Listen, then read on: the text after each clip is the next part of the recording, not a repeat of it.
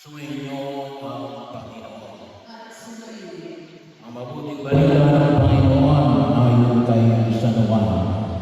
Papuri sa iyo, Panginoon.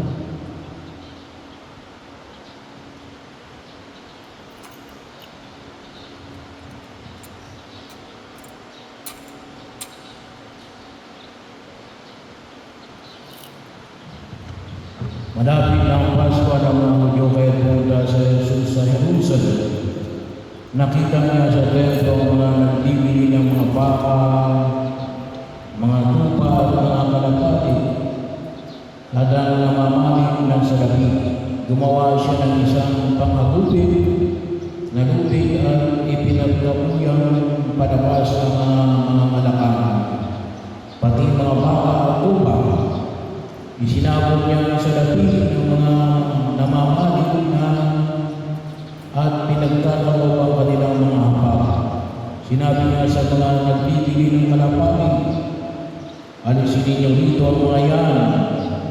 Huwag ninyong gawing palengke ang bahay ng aming Ama.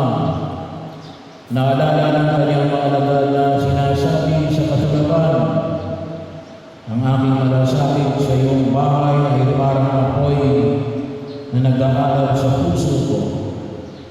Dahil dito tinanong siya ng mga Hudyo, anong tanda ang maibibigay mo upang patunayan may karapatan kang gawin ito? Tumugon sa Jesus, gabihin ninyo ang templo ito at ngunit itatayo sa loob ng 3 araw. Sinabi ng mga Hudyo, 46 na taon na ginawa ang templo ito at itatayo mo sa loob lamang ng 3 araw. Ngunit ang templo tinutukoy ni Jesus ay ang kanyang katawan. Yan ay siya'y muling mabuhay. Naalala ng kanyang mga alagad na sinabi niya ito at naniwala sila sa kasulatan at sa mga sinabi ni Jesus. Ang mabuting balita ng Panginoon. Pinupuri